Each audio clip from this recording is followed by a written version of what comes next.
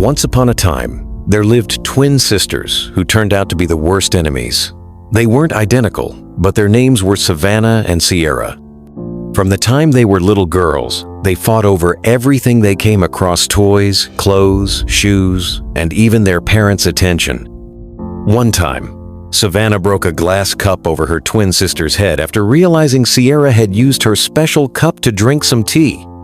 In return, Sierra swapped out Savannah's shampoo with hair removal cream 2 days before Savannah was supposed to perform in her school's cultural dance show. By the time they turned 14, the entire house had become a war zone. Savannah once locked Sierra outside in the rain for 3 hours. Sierra retaliated by pouring paint into Savannah's school bag the night before her final exams. Their parents, Mr. and Mrs. Whitaker, were now completely worn out. Every day was filled with chaos, and nothing they tried could get their daughters to love or even tolerate each other. One evening, the girls got into a brutal fight in their living room. It started with a slap and ended with broken plates, blood on the wall, and a near-fire incident caused by a candle they knocked over while fighting. So Mr. Whitaker decided it was time to separate the twins. He sent Savannah to go live with his brother in another city, leaving Sierra alone at home. The twins were thrilled to finally be apart. They went on to live separate lives, happy, peaceful, and surrounded by new friends who didn't constantly remind them of their twin. For the first time in their lives, they experienced peace. Savannah thrived in Charleston. Her uncle was strict but kind. Under his guidance, she became disciplined, focused, and ambitious. She joined her school's science club and even won a statewide robotics competition. Meanwhile, her twin sister Sierra, back in Savannah, Georgia, found peace in her own way. She took up painting and dancing hobbies she had never been able to enjoy amidst the constant competition with Savannah. Her calm, confident personality began to shine, and her grades improved significantly. But everything changed when the twins turned 23. Sierra got married in Savannah to a young man she had dated during her time at the university. Her sister Savannah did not attend the wedding, as Sierra never wanted her there. She moved into her husband's house and soon became pregnant with their first child. Her husband, Jordan, was a successful architect working with a prestigious firm that handled high-end projects across the United States. Jordan was kind, patient, and deeply in love with Sierra. However, his job often took him all over the country. And now, 7 months pregnant, Sierra frequently found herself alone at home. She kept busy with baby preparations, decorating the nursery, shopping for baby clothes, and reading parenting books. One afternoon, her husband Jordan returned from a work trip with an announcement. "Babe," he said gently, rubbing her belly, "the company is sending me to Miami for a month.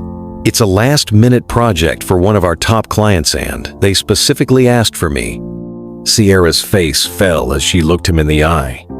"So, you're leaving me alone again?" she asked softly. Jordan smiled, then leaned in and whispered, "You're coming with me. I've already booked our apartment right by the ocean," he added. Sierra couldn't hide her excitement. All her life, she had never been to Miami. The thought of finally going filled her with joy. She packed her bags eagerly, preparing for the trip. A week later, they arrived at the luxurious Seaview Apartments in Miami. It was everything Jordan had promised its league, modern and tranquil, with glass walls that opened to a breathtaking ocean view. For the first time in weeks, Sierra felt alive again. Every morning she stood on the balcony in her flowing maternity gown, sipping a mocktail while humming lullabies to the baby growing inside her. Miami felt magical, and Sierra was having the time of her life. One sunny afternoon, she took a stroll around the estate and came across a small salon tucked in the corner. She decided to step in to wash her hair and unwind a bit. She sat in a chair, waiting her turn, her belly round and prominent beneath her dress. Just then, the door opened and her husband walked into the salon, but he wasn't alone. Standing next to him was another woman. Sierra's heart skipped a beat. She stood up, ready to confront them, but then she froze. The woman with her husband was Savannah, the same twin sister she hadn't seen in nearly 10 years. Savannah now owned a company that specialized in smart home technology. She was based in Miami and had been contracted to work on the very project that brought Jordan there. Sierra stood frozen, her swollen belly rising and falling with each shaky breath. Of all the women in Miami, it had to be her twin sister, Savannah. Her eyes darted between her husband and her estranged sister, and she didn't know what to feel. Had 10 years really changed anything? She wondered, staring at the woman who mirrored her in so many ways, yet felt like a stranger. Savannah looked just as stunned to see Sierra. Jordan, who had heard plenty about Sierra's twin but had never met her, stood like a deer caught between two predators. No one said a word, but their silence screamed with tension. Finally, Savannah offered a polite smile and opened her arms for a hug. But Sierra wasn't falling for it, not this time. She pulled Jordan by the hand and stormed out of the salon, dragging him all the way back to the apartment.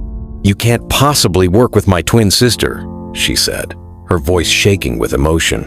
Jordan looked uneasy. "The client chose us both, Sierra. We were handpicked. There's no way around it now."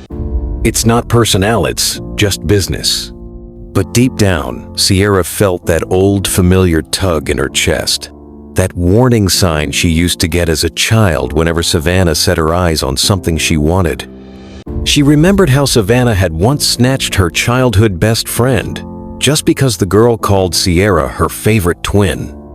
Or how Savannah had flirted with her high school crush, not because she liked him, but just to spite her. And now, she was back. Sierra feared that history was about to repeat itself, and this time, she wasn't going to let it happen. She pleaded with her husband to walk away from the project, but Jordan saw no reason to do so. He reassured her with calm words and warm hands, reminding her of how much he loved her. Reluctantly, Sierra decided to trust him. After all, Jordan had never given her a reason to doubt his loyalty.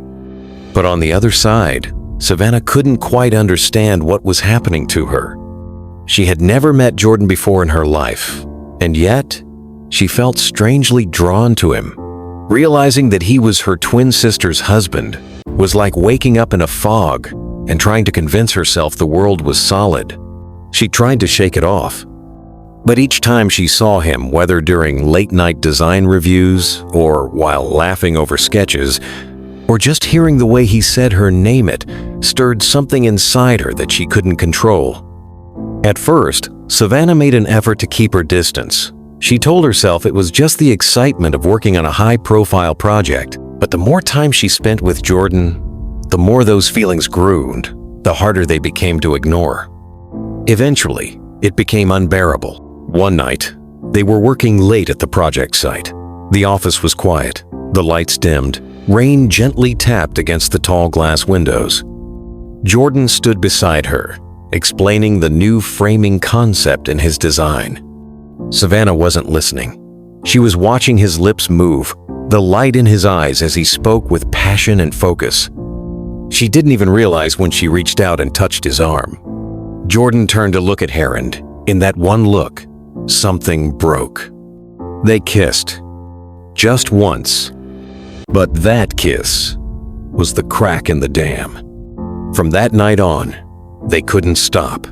Savannah and Jordan began meeting in secret at the project office, in quiet hotel lounges, even inside Savannah's car, parked in a dark, secluded corner of the estate. It was wild, intense, electric, and filled with guilt. But neither of them stopped. Savannah started convincing herself that maybe, just maybe, fate had made a mistake. Maybe she was the one who was supposed to be with Jordan all along. As for Jordan, he had never felt anything like it. Savannah was bold, fiery, and unapologetically confident everything that once drew him to Sierra. But Sierra had changed. She was quiet now, emotional, tired, always drained from carrying the pregnancy, from the loneliness, from trying to be strong. He told himself he still loved his wife, but Savannah made him feel alive. And so, their secret relationship continued and deepened. Months later, Sierra was back in Atlanta, lying alone in a hospital bed. screaming through the pain of childbirth and betrayal. Jordan was in Miami, wrapped in the arms of her twin sister, tangled in sheets and sweat, while his wife cried out for him. The hospital tried to call. His phone was off. Sierra gave birth to a beautiful baby girl, tears streaking her cheeks not from labor, but from the agonizing sting of abandonment. 3 days later, Jordan finally returned to Atlanta. He walked into the room to find Sierra in a rocking chair, gently cradling their daughter, humming a broken lullaby. She didn't look up right away. Shame wrapped around his chest like a rope. He had missed everything. He hadn't held her hand, hadn't heard his daughter's first cry. And he knew exactly where he had been in the arms of Savannah, Sierra's own flesh and blood. When Sierra finally looked up at him, her eyes were cold and blank. "I named her Zara," she whispered, rocking slowly. "It means show the world, because one day I'll show the world what betrayal looks like." Jordan stood there, frozen, guilt crashing over him like a tidal wave. He stepped forward, trying to speak, but Sierra raised her hand. "Don't," she said calmly. Jordan began to plead, offering weak excuses for why he wasn't there. But Sierra didn't buy a single word. She could smell another woman's perfume on his shirt, Savannah's scent, while his lips tried to shape lies into something that sounded like truth. Sierra didn't scream. She didn't accuse. She simply stood up, placed baby Zara gently into her crib, and walked into the bathroom, closing and locking the door behind her. She leaned against the door. And that was when she finally let the tears fall. Not because she was weak, but because she was finally done pretending she wasn't broken. In the bedroom, Jordan sat on the edge of the bed, staring at the crib. The soft, even breath of his newborn daughter filled the silent sea of peace he didn't deserve. His hands trembled as he reached out to hold her for the very first time. She was so small, so delicate, so perfect. And he was a mess of guilt and shame, tangled in betrayal and lies. As he held his daughter, Jordan asked himself what kind of man he had become, the kind who sleeps with his wife's twin sister. Suddenly filled with clarity, he picked up his phone, determined to end things with Savannah. But before he could dial, the phone rang. It was her, and she was crying. "What's wrong?" Jordan asked, panic creeping into his voice. "I'm in Atlanta," Savannah sobbed. "I had to come. I needed to see you. Jordan, I lost the baby." Jordan froze, his heart pounding like a war drum. "What do you mean, the baby?" he asked slowly, stunned. "I was pregnant," she whispered. "But I lost it." Jordan stood still, the words echoing inside his head. He never even knew she was pregnant. He gently placed Zara back into her crib, kissed her tiny forehead, and walked to the bathroom. "Sierra," he said, tapping the door. I'll be back soon." But Sierra said nothing. She just turned on the faucet, letting the sound of running water drown out whatever was left of his voice. Jordan grabbed his car keys and rushed out. He met Savannah at a quiet restaurant across town, far from where anyone might recognize them. She was already seated in a dark corner, her eyes red, her face pale and tear-streaked. He slid into the seat across from her, his expression tight with panic. "What's going on?" he asked. Savannah wiped her face, sniffled, and looked down. "I lost the baby," she repeated softly. Jordan's eyes widened, shocked to the core. He never knew there was a baby to lose. The words slammed into Jordan like a punch. He sank into the chair, stunned and unable to breathe. "But you never told me," he muttered, looking across the table at Savannah. "I was going to," she said softly, wiping her tears. I didn't get the chance before I lost it." Jordan buried his face in his hands. The weight of his betrayal was crushing him. Every minute of what they had now felt like poison. He knew he had to put an end to it before the damage became permanent. "I can't do this anymore," he said firmly. "It's over, Savannah." But Savannah's head shot up in disbelief. "What?" she asked, her voice rising. "You're leaving me? Now?" At a time like this, when I need you the most? Jordan kept his voice calm. What we did, it was a mistake. I married Savannah to your twin sister, for crying out loud. At the mention of her twin sister, Savannah's face twisted in rage. So that's it? She snapped. You're choosing her over me? There's no choosing, Jordan said. I already chose. That's why she's my wife. I loved her long before you and I ever happened. Please, Savannah, stay away from us. Don't call me again. And with that, Jordan stood up and walked out, leaving Savannah alone at the table, her heart cracking open in the silence. Savannah returned to her hotel room, her entire body shaking with rage and heartbreak. She couldn't believe Jordan had walked away from her after everything they'd shared. She couldn't bear to see her sister with the man she had fallen in love with. So, in the dead of night, she packed her suitcase and drove straight to Jordan and Sierra's house. She arrived at 2 a.m., banging on the front door like a madwoman. Inside, Sierra, still recovering from childbirth, cradled baby Zara in one arm as she cautiously opened the door. She froze. Savannah stood on the porch, suitcase in hand, eyes wild. A chill ran down Sierra's spine. What are you doing here? She asked, tightening her grip on her baby. Savannah stepped in without invitation, eyes blazing. I'm not leaving, she said coldly. He chose you, fine, but I won't be tossed aside like trash. Sierra gave a bitter laugh. So this was your plan? Sleep with my husband, then move into my house like some desperate stray? Savannah's anger exploded. I have just as much right to him as you do. I'm pregnant with his child. His blood runs in me now, just like it runs in you. It was a lie, a cruel, calculated lie. But Savannah knew it was the only way to break her sister and tear her marriage apart. Savannah was ready to do anything, lie, manipulate, even destroy her own sister's home just to have Jordan. Jordan emerged from the hallway in a t-shirt and sweatpants, still drying his hands from the bathroom when he saw her. His heart nearly stopped. Savannah? He asked, stunned. What are you doing in my house? I told you, she said calmly, her eyes locked onto his. If you won't choose me, then I'm staying right here. Let's see how long you can pretend to be faithful with two women under the same roof. Jordan was horrified. He tried everything, begging, reasoning, even raising his voice, but Savannah stood firm. She rolled her suitcase confidently into the master bedroom, the very room he shared with Sierra, her twin sister. Sierra stood silently in the hallway, her arms folded tightly around herself, her eyes burning with rage and disbelief. She watched, unmoving, as Savannah threw her clothes onto her bed. But instead of fighting or screaming, Sierra simply turned and walked into the guest room at the end of the hall.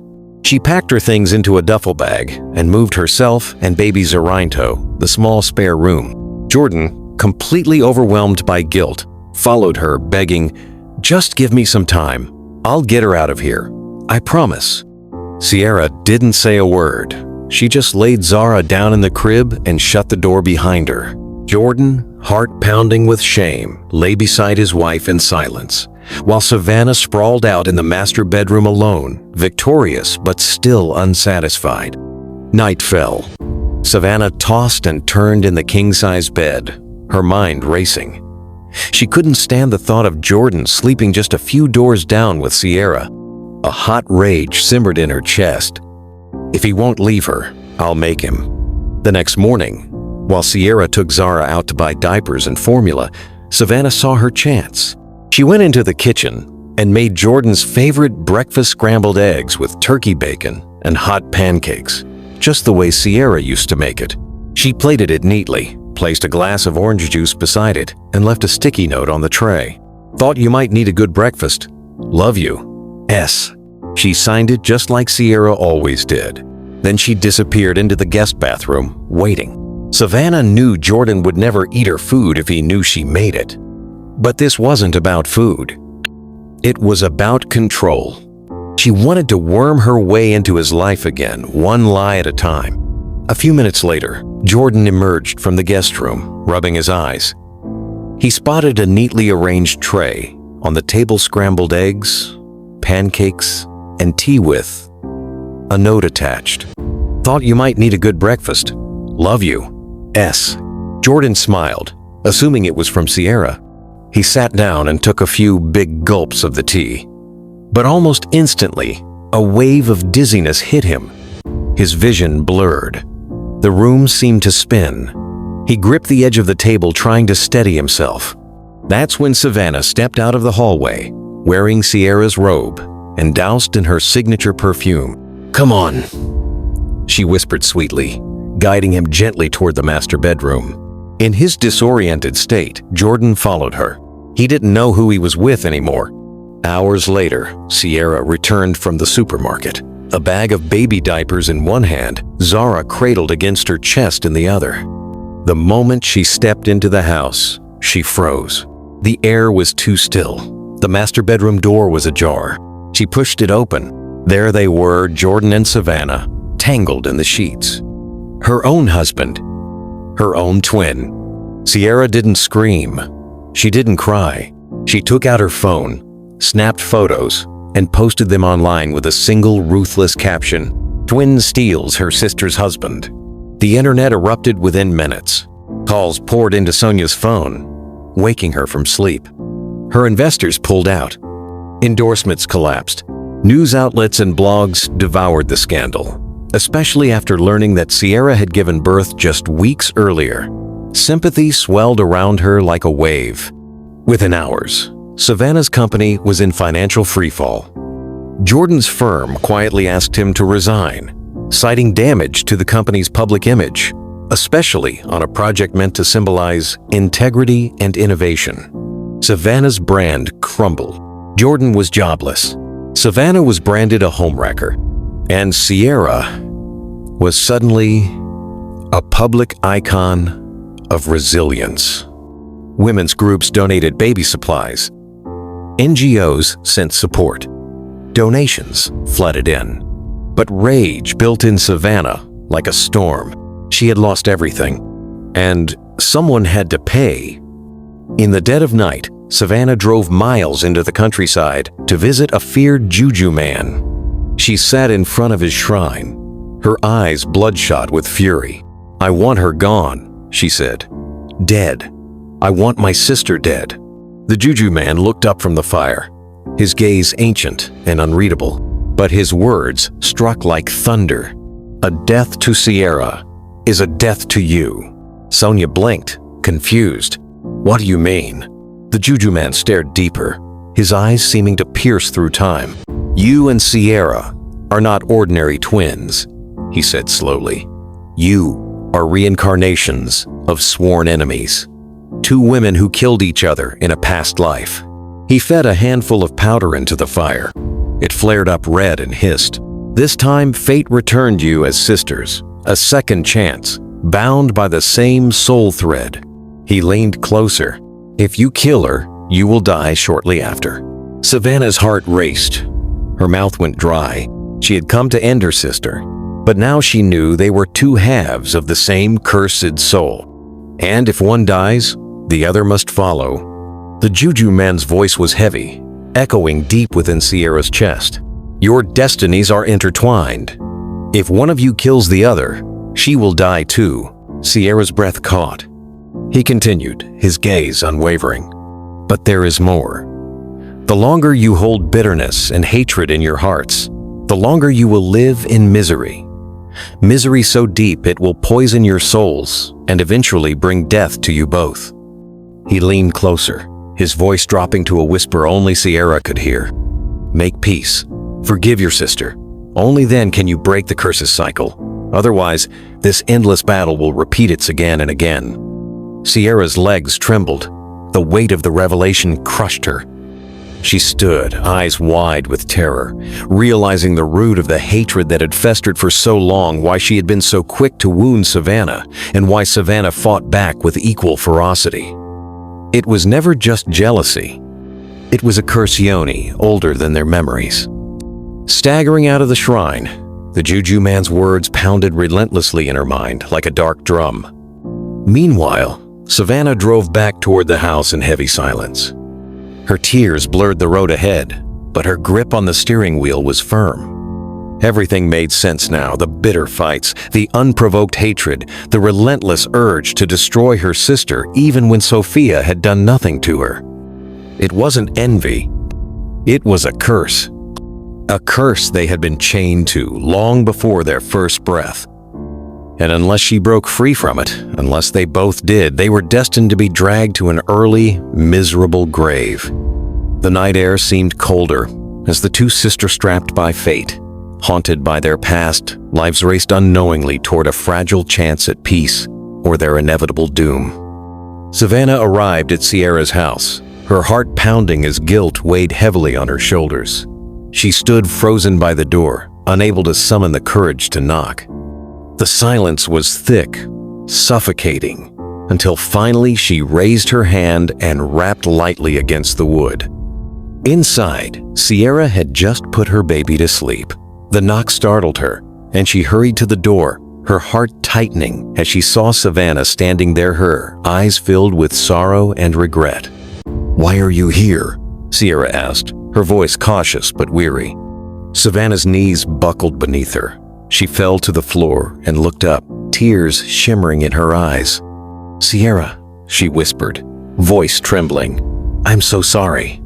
Sierra's lips quivered, confusion and pain flickering across her face. "What are you doing here?" "I came to kill you," Savannah confessed in a broken voice, the truth ripping through her like a jagged blade. "I thought if you disappeared, I'd finally be free from the hatred that's poisoned my heart. But instead, I found the truth." Sierra's body went cold. "What truth?" Savannah took a shaky breath and shared the Juju man's revelation. "We're not just sisters.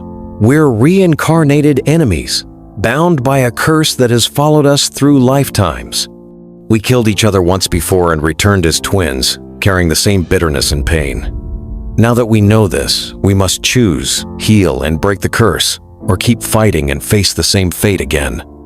Sierra stood frozen, torn between disbelief and a strange, undeniable understanding. Something deep inside her whispered that this was true. Then Savannah's voice cracked as she made a confession that shattered the fragile barrier between them.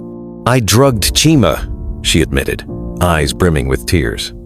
"That day I sprayed your perfume, wore your robe to trick him into sleeping with me because he wanted nothing to do with me. And I lied to you about being pregnant, hoping you'd leave him for me." Sierra's breath caught in her throat. She stared at the woman kneeling before her, the same woman who was her twin, her enemy, her blood now stripped bare of all pride, confessing every sin and lie. Savannah's voice shook as she pleaded, "Please, I'm not here to deceive you anymore. I want us to break this curse and live in peace.